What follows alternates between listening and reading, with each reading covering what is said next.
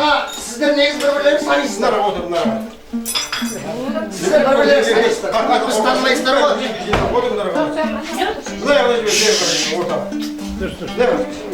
Абсурдтерінде қыздарды да. Бірақ қыздармен қанатты 10 жыл қосылып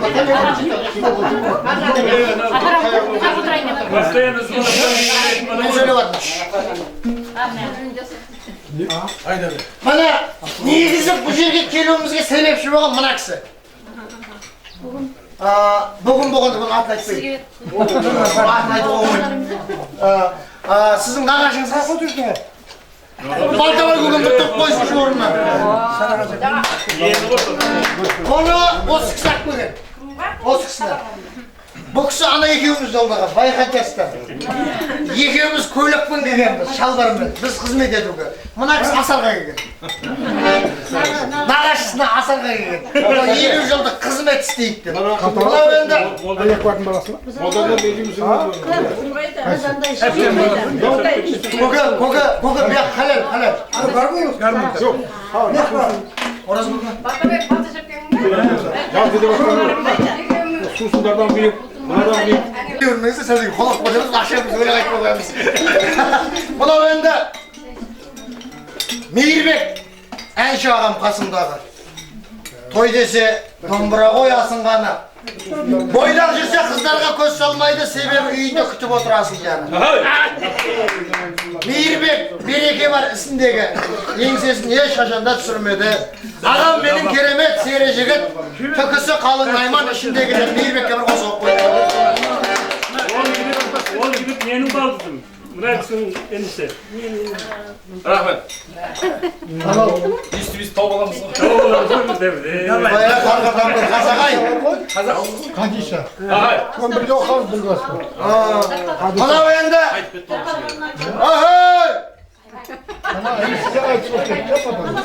Убаски жоқ па убаски? Борма жіберіп. Мынау енді бұлай болсын. Әлі менен тамсандырған тамам елді, таныстыру кезегі соған келді. Ауданымыздың номері 1-ші баянисті, біздің ұстазымыз. Алдарыңызда Балтабайдың жиені Қансейіт Маман келді. Қой, хит қой. Біздің ауылдың төреғали төрелісі осы. Әншіме көңілдерді көтермеген, талаптанған мұратына жетер деген. Ердәулет атты ұлдарыңыз мен боламын, ежелгі сығанақты мекендеген. Ризамын әрбір атқан таңдарыма, бойдақпын алаңдаймын сол жағыма. Қоңыраттың ішінде кекшісімін, бір сұлу білінбеген қармады деп маған да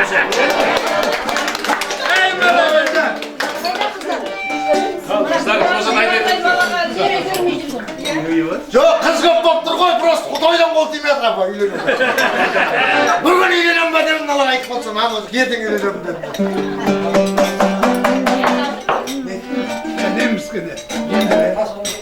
Әнді жып қылысын деп атыр. Мынау енді балдардың қатары аздау, қыздардың қатары көптен өтіп байқауы.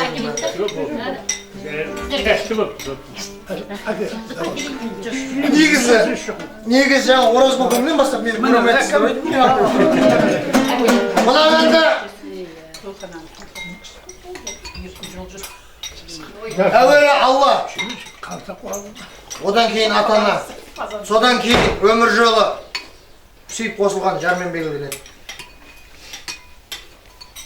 Еркектің жақсы болса алған жары дейді, шамшырағымен тең дейді. Отбасының шамшырағы ғой мынау. Мынау апаларымыз бар, тұрмысқа шыққан. Көкелеріміз бар, үйленген. Мынау 50 жыл ар жағында, мысалы 66 жыл өмірдегі мысалы серігіне айнымаған сезімдерінің куәсі болсын деген ниетпен сезім шырағы деген әнді тартып өтеміз. Қабыл алыңыздар.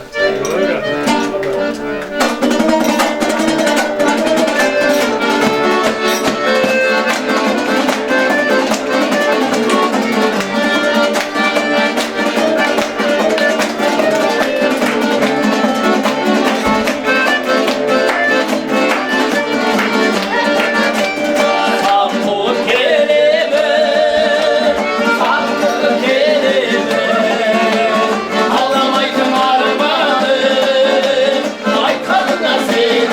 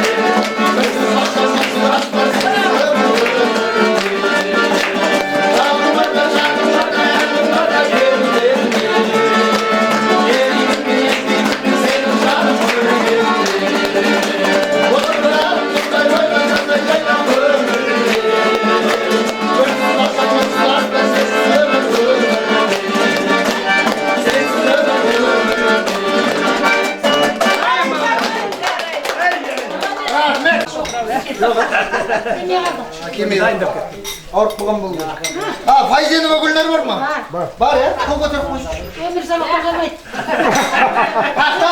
Ең соңында Ау. апа 11 жыл бойы соңында жүрді ғой деп бүгін басына қойды. Енді Үсенова Нұрхан деймін. Үсенов па, Үсенова ма? Үсенова. Бәрекелді бәсі. Напым неғып нұрланып отыр деймін. Сондай болып тұрған ғой енді. Басыстарымыз. Мына бүгін бір жасап қалудымыз қанша келе жатқанның өзінде қанша жолымызда басымыздан кешкен бар оқиғалар бар, әлі айтылмаған талай нәрсе бар.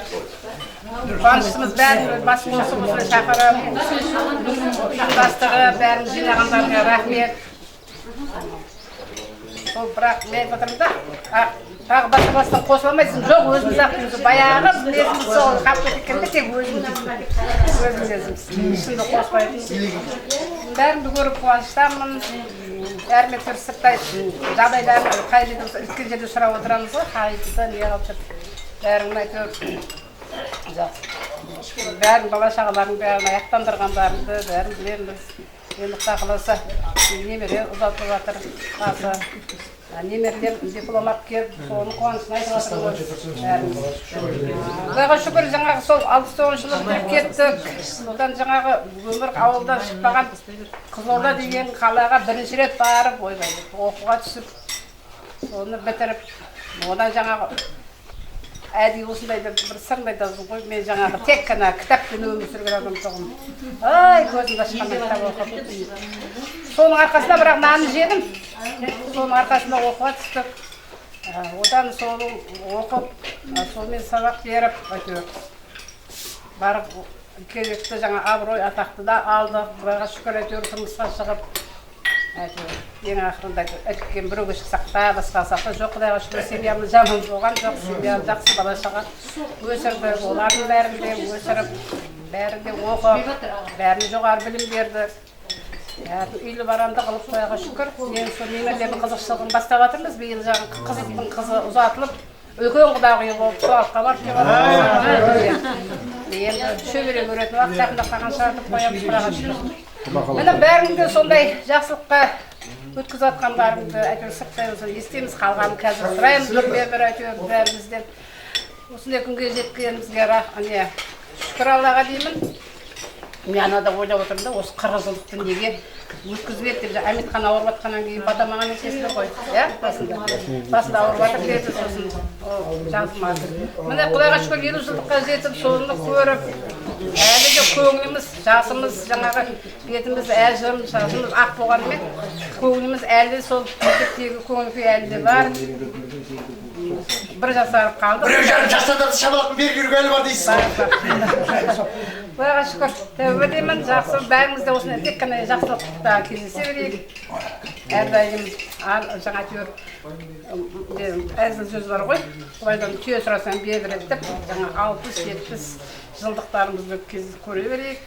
Әйтеуір бұйырған деніміз сау болып, аманшылықпен, әйтеуір жақсылықпен кездесе берейік. Рахмет бәрімізге. Осы бәріміздің басымызды қосып, былайша қиын 50 жылдықта бас қосыл. Неге десең жаңағыдай ғой, біреу бар, біреу жоқ. Или оны сол адамның өзінің басында бір нәрсе болып қалуы мүмкін. Сондықтан бүгін соның барлығын жеңіп, тағы бір екі қызымыз келмей қалды, сондай бір жағдай деп та.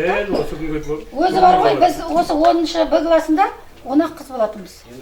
Мына жақта 2 қатар еркек балдар отыратын. Класс болатын. Тише отырыңдаршы, сабақ тыңдайық деп айқайлап ұрсатын. Тыңдап жатқан балдар жоқ. Мәмәт деген өзімнің құрдас ағам бар. Әкемнің несі. Соны айтамын ғой, жанын шығарам, оны ұрып тастаймын. Бірінші жынды сол болатын. Қойсай, тише тұрсай. Жоқ, мыналардың бәрін өзі оңғара қаратып алып жағын шулайды. Мұғалімдерменен бүйтіп ұрсады. Сөйтіп өскен балдарымыз осылар. Кейіннен сағындық, 20 жылдықта мен кезімде кеттім, себебі бір жағдай сондай болып қалды. Соны енді мына 50 жылдықта келіп отырмын ғой, қуанып отырмын. Әлі сол балдарымыз шулап отыр. Әлі шулап, қалмайды ғой ол. Баяғыда шулаған әлі қалмайды ол. Енді өте қуанып отырмын, ұйымдастырған балдарды айтып шықтым. Рахмет оларға. Алда жар болсын. бала ұл қыздарының қызықшылығын көрсін, ұзақ өмір кешсін. Жаңа айттық қой, мына бәрін көріп жатырмын ғой енді. Мен айттым, қыздар түйелерінің қастарында отырыңдар дедім. Бірақ қашан неге қашасыңдар еді? Кәдімгі сайлаудықта мына ана шетте отыр. Мектеп бітіргеніне 50 жыл болса, байға келгенде де 45 жыл шаршаған. Бір күн болса да алыс болды. Мынау кімдікі, иә? Анасынікі. Біліп алдым анау. Мен анау, менің кластасымды қартайтышын жіберсін деп маған сөз қайтарып жіберді ана. Әсілханның келіншегі. Біз әдепкі кезде институт бітіргеннен кейін Шымкент қаласына келдік. Сөйтіп ол институт каракулеводствоға әдепкі кезде лаборант болып кірді. Институттан кейін ғой енді. Мен Шымкентте атақты мектеп бар, Спатаев атындағы. Өзі ол кезде екі қазақ мектебі, өзім бармын ғой практикаға. Екі мектеп, 26-шы мектеп, 15-ші жағы Спатаев мектеп. Сонда істедім. 15 жыл, 13 жыл істедім. Сол 13 жылдың ішінде жолдасым кандидаттық диссертация қорғады. Сосын әке шешесі қария болды. Қалаға келмейміз деді. Сосын елге қайттық. 13-14 жылдан кейін. Содан сол келгеннен оның бағжан себебі о жылдары әкімшілік деп айтпайды да, райком деп айтады. 86-87 жылдар ғой.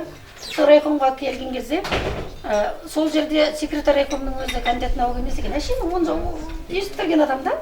Содан оның білімі барлық уақытта бір қадам алға тұрғызды. Сөйтіп сол ненің әкімнің бірінші замына шейін көтерілді ғой. Одан кейін әкімшілік болды. Содан қызмет бабында жүріп авариядан қайтты. Бір жиналыстан қайтып келе жатқанда өзінің служебный машинасымен авария болып өмірден қайтты. Ол кезде 46 жаста еді. Мен 44-те, ол 46. Сол кезде енді 5 баламыз болды, бірақ бәрі кішкентай. Ең үлкенін ұзатқанбыз, Лаураны. Лаураны ұзатты болды. Көрген қызығы сол. Одан кейін қызым медицинада оқып жатқан. Балам юридический оқып жатқан, екі балам мектепте оқитын. Общем, сөздің қысқасы сол балдар жетілді.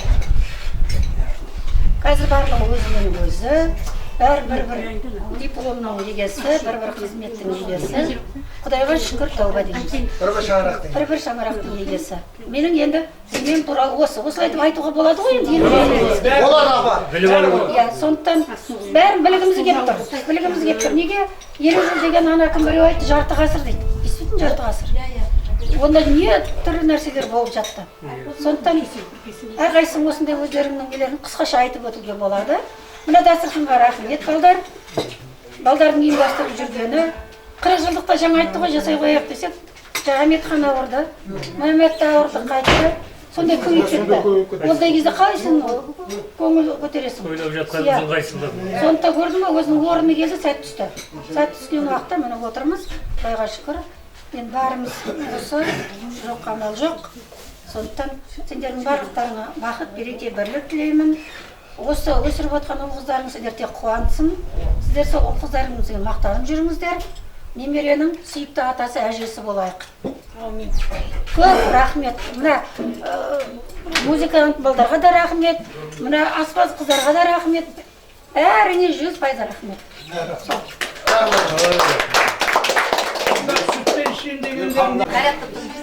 Балтабайдың жиен деп атым ғой жаңа.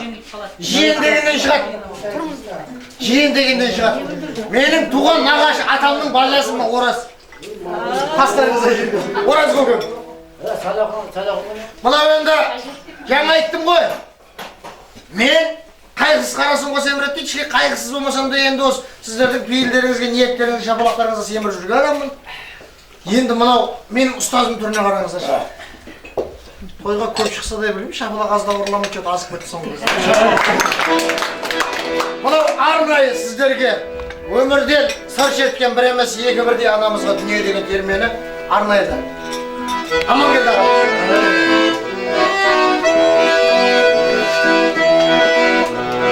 Дүние ойлап тұрсам, шолақ екен.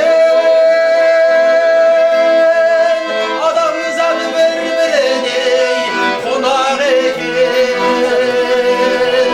Барында оралымның ойнада күн, қызығай бұл өмірдің солақ екен.